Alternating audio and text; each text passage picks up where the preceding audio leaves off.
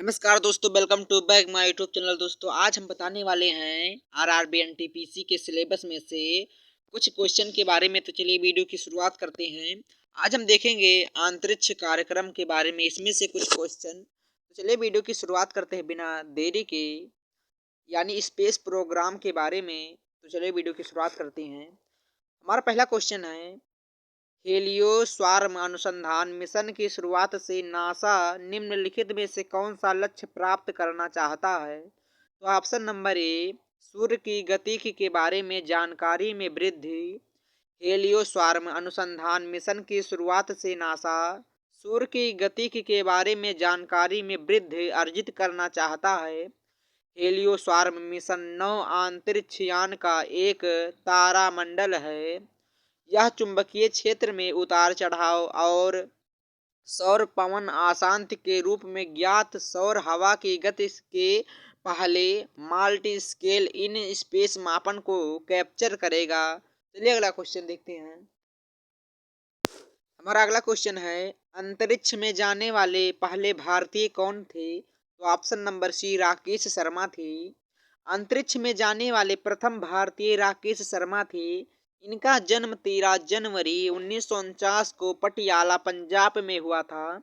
सन 1984 में भारतीय अंतरिक्ष अनुसंधान संगठन तथा सोवियत संघ के सोयूज T-11 अंतरिक्ष अभियान के तहत दो अंतरिक्ष यात्रियों यूरी मालिसेव और गेनादी स्ट्रेकालोव के साथ गए थे।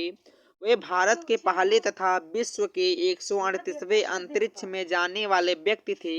इन्हें भारत सरकार द्वारा अशोक चक्र से सम्मानित किया गया था। ये भी पूछ सकता है कि सबसे पहले अशोक चक्र से किससे सम्मानित किया गया था? तो होगा राकेश शर्मा को। चलिए अगला क्वेश्चन देखते हैं।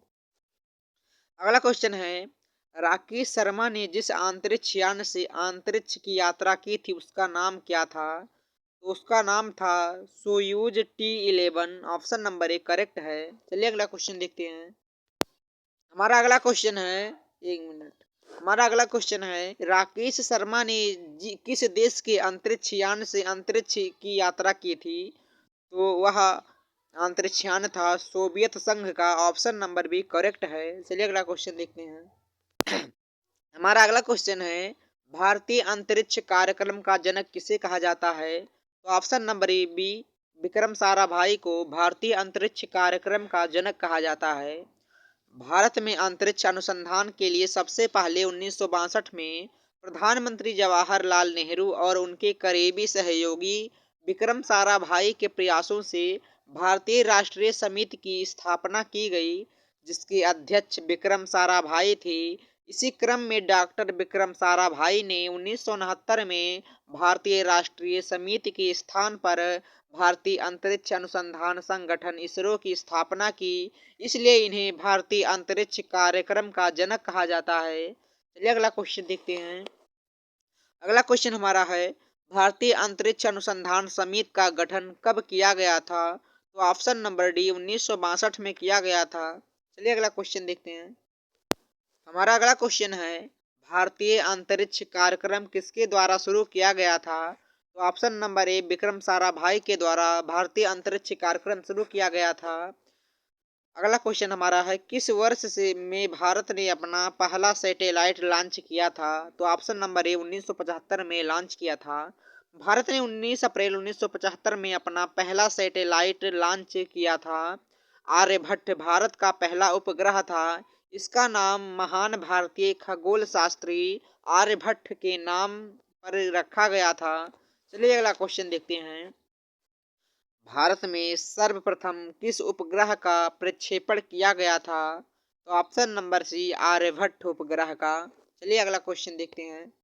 हमारा अगला क्वेश्चन है, पृथ्वी के केंद्र से 36,000 किलोमीटर ऊपर भूमध्य रेखा के चारों ओर परिक्रमा करने वाला उपग्रह कहलाता है? तो वह कहलाता है तुल्यकाली। ऑप्शन नंबर बी करेक्ट है।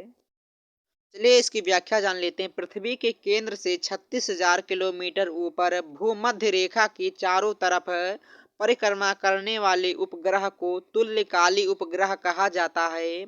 यह उपग्रह पृथ्वी के अक्ष के लंबवत तल में पश्चिम से पूरब की ओर पृथ्वी की परिक्रमा करते हैं? चलिए अगला क्वेश्चन देखते हैं। जीईओ का पूर्ण रूप क्या है? तो ऑप्शन नंबर बी करेक्ट है, जियो स्टेशनरी अर्थ ऑर्बिट। चलिए इसकी व्याख्या देख लेते हैं।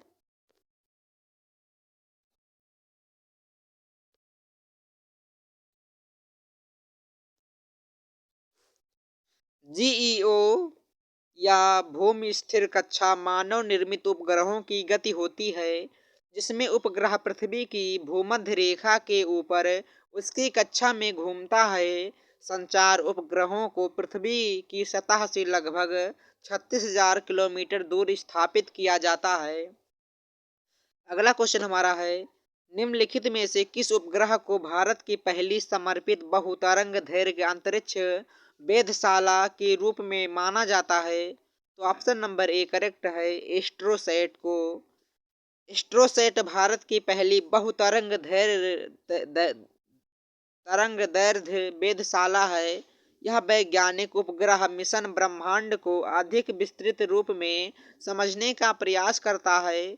इसे इसरो द्वारा वर्ष 2015 में सतीश धवन अंतरिक्ष केंद्र से PSLV C-13 द्वारा प्रमोचित किया गया।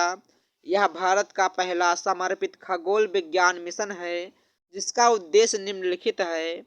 न्यूट्रॉन तारों के चुंबकीय क्षेत्र का अनुमान लगाना, आकाश में नए अल्पावधि उज्ज्वल एक्स-रे स्रोत का पता लगाना, पराबैंगनी क्षेत्र में ब्रह्मांड के सीमित क्षेत्र का सर्वेक्षण करना।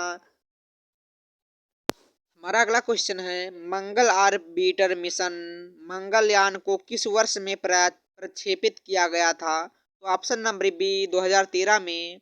मंगल ऑर्बिटर मिशन MOM मंगलयान को 5 नवंबर 2013 को आंध्र प्रदेश के श्रीहरिकोटा स्थित सतीश धवन अंतरिक्ष केंद्र से प्रक्षेपित किया गया था। प्रथम प्रयास में ही मंगल ग्रह की कक्षा में प्रवेश करने वाला प्रथम देश बनने का गौरव भारत को प्राप्त हो गया है। यह मंगल ग्रह की कक्षा में 24 सितंबर 2014 को प्रवेश कर गया था। चलिए अगला क्वेश्चन देखते हैं। मंगल ग्रह के कक्ष में अपने अंतरिक्ष यान को प्रथम प्रयास में ही प्रविष्ट कराने वाला प्रथम राष्ट्र कौन सा है? तो ऑप्शन नंबर डी भारत था। अगला क्वेश्चन हमारा है, पहले भारतीय अंतरिक्ष यान अपने किस प्रयास में मंगल ग्रह की कक्षा में प्रवेश किया? तो ऑप्शन नंबर ए प्रथम प्रयास में ही मंगल ग्रह में प्रवेश किया था। चलिए अगला क्वेश्चन देखते हैं। हमारा अगला क्वेश्चन है, रुकिए, निम्नलिखित में से क्या भारत के अंतर्ग्रहीय मिशन से संबंधित है? तो ऑप्शन नंबर सी मंगलयान संबंधित है। अगला क्वेश्चन हमारा है, MOM शब्द हाल में किसके संबंध में चर्चा में था? तो ऑप्शन नंबर सी मंगलयान के शब्द में चर्चा में था। चलिए अगला क्वेश्चन देखते हैं। हमारा अगला क्वेश्चन है, नासा का मानव रहित स्पेस क्राफ्ट जूनो ने अपना प्रथम मिशन किस कक्षा में चक्कर लगाकर सफलतापूर्वक पूरा किया? तो ऑप्शन नंबर ए बृहस्पति। नासा का मानव रहित स्पेस क्राफ्ट जूनो ने अपना प्रथम मिशन बृहस्पति ग्रह की कक्षा में चक्कर लगाकर सफलतापूर्वक पूरा किया। अगला क्वेश्चन हमारा है, चांद पर मानव को ले जाने वाले लूनर अभियान का नाम क्या था? तो option number B Apollo 11। Apollo 11 यान द्वारा 20/7/1969 को नील आर्मस्ट्रांग चंद्रमा पर कदम रखने वाले पहले मानव बने। इसके बाद एडविन एल्ड्रिन जूनियर चंद्रमा की धरती पर उतरे थे। चलिए अगला क्वेश्चन देखते हैं। दोस्तों थोड़ा तबीयत ठीक नहीं है, तभी आपको लोग पढ़ा रहे हैं। हमारा अगला क्वेश्चन है, हमारे चंद्रमा का चक्कर लगाने वाला पहला उपग्रह कौन सा था? तो ऑप्शन नंबर बी लूना 10। हमारे चंद्रमा का चक्कर लगाने वाला पहला उपग्रह लूना 10 था। लूना 10 E6S सीरीज 1966 का सोवियत लूना प्रोग्राम था। यह चंद्रमा का पहला कृत्रिम उपग्रह था। लूना 2 चंद्रमा की सतह पर पहुंचने के लिए यह पहला अंतरिक्ष यान था। अपोलो 10 या संयुक्त राज्य के अपोलो कार्यक्रम का चौथा मिशन था, जो कि मानव यान था। अपोलो 11 इसी का कार्यक्रम था।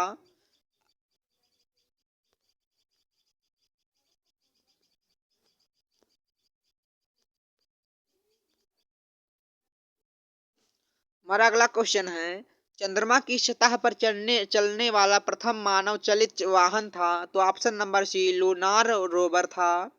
चंद्रमा की सतह पर चलने वाला प्रथम मानव चलित वाहन लूनर रोवर मून रोवर था। अगला क्वेश्चन हमारा है, इनमें से कौन भारत का प्रथम चंद्रमा मिशन था? तो option number C Chandrayaan 1। Chandrayaan 1 भारतीय अंतरिक्ष अनुसंधान संगठन के द्वारा भेजा गया भारत का पहला चंद्र मिशन था। इस अभियान के अंतर्गत मानव रहित यान को 22 अक्टूबर 2008 को चंद्रमा पर भेजा गया था। चंद्रयान 1 ऑर्बिटर का मून इम्पैक्ट प्रोब MIP 14 नवंबर 2008 को सतह पर उतरा। भारत चंद्रमा पर पहुंचने वाला चौथा देश बन गया। चलिए अगला क्वेश्चन देखते हैं। हमारा अगला क्वेश्चन है, भारत का पहला पिको उपग्रह कौन सा है? Option number P option number C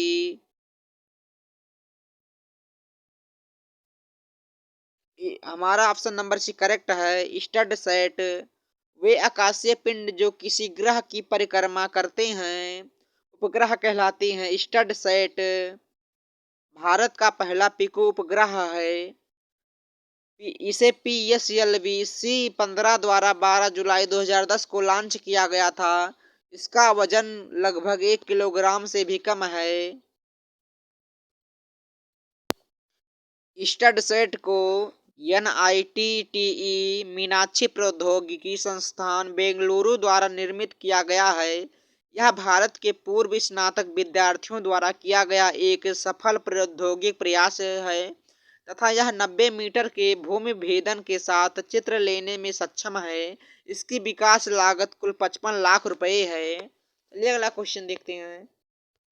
हमारा अगला क्वेश्चन है, सितंबर 2014 में इसरो ने किस प्रोजेक्ट में सफलता हासिल की? तो ऑप्शन नंबर डी मंगल परिक्रमण सफलतापूर्वक मंगल परिक्रमा पथ में प्रवेश किया।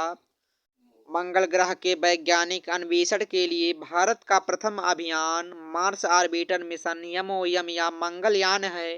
भारतीय अंतरिक्ष अनुसंधान संगठन इसरो द्वारा मंगलयान का सफल प्रक्षेपण 5 नवंबर 2013 को किया गया था। यह प्रक्षेपण सतीश धवन अंतरिक्ष केंद्र श्रीहरिकोटा में ध्रुवीय उपग्रह प्रक्षेपण यान PSLV CV-25 के माध्यम में किया गया था जो मंगल ग्रह की कक्षा में 24 सितंबर 2014 को पहुंचा। चलिए अगला क्वेश्चन देखते हैं। हमारा अगला क्वेश्चन है, मंगलयान कहां से लॉन्च किया गया था? तो मंगलयान श्रीहरिकोटा से लॉन्च किया गया था। अगला क्वेश्चन हमारा है, भारत का मंगलयान 68 करोड़ किलोमीटर की दूरी तय करने के पश्चात कब मंगल की कक्षा में प्रवेश कर गया? तो ऑप्शन नंबर ए 24 सितंबर 2014 को मंगल ग्रह में प्रवेश कर गया था। अगला क्वेश्चन हमारा है, इसरो का पहला स्वदेशी मानव अंतरिक्ष मिशन कौन सा था? तो ऑप्शन नंबर डी गगनयान था। भारत के प्रधानमंत्री श्री नरेंद्र मोदी ने वर्ष 2018 के अपने स्वतंत्रता दिवस संबोधन में गगनयान भारत का पहला मानव अंतरिक्ष अभियान की घोषणा की थी। यह वर्ष 2022 में प्रस्तावित है। इस सफलता के साथ ही भारत अमेरिका रूस और चीन के बाद मानव अंतरिक्ष में मिशन शुरू करने वाला चौथा देश बन जाएगा। अगला क्वेश्चन देखते हैं। हमारा अगला क्वेश्चन है, वर्ष 2004 में नासा द्वारा मैसेंजर अंतरिक्ष यान का अध्ययन करने के लिए भेजा गया किस ग्रह को अध्ययन करने के लिए भेजा गया? तो नासा द्वारा 3 अगस्त 2004 को messenger mercury surface space environment GEO chemistry and ragging नामक अंतरिक्ष यान को बुध ग्रह के अध्ययन के लिए भेजा गया। यह नासा का एक रोबोटिक अंतरिक्ष यान है।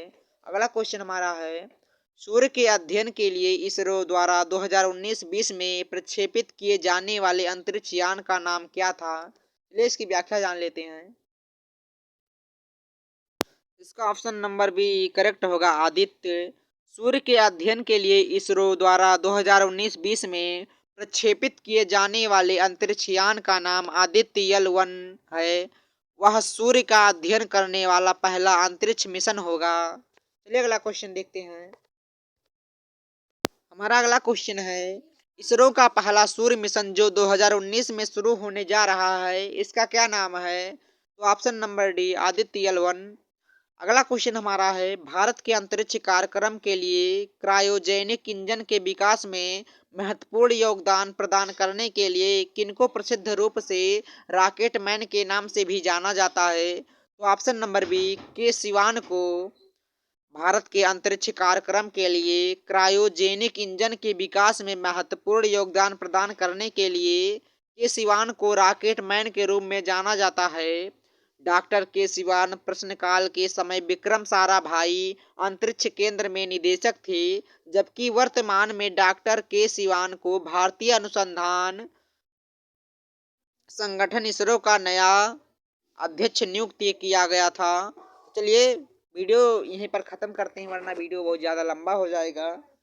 मिलते हैं किसी नए टॉपिक के साथ, तब तक के लिए धन्यवाद।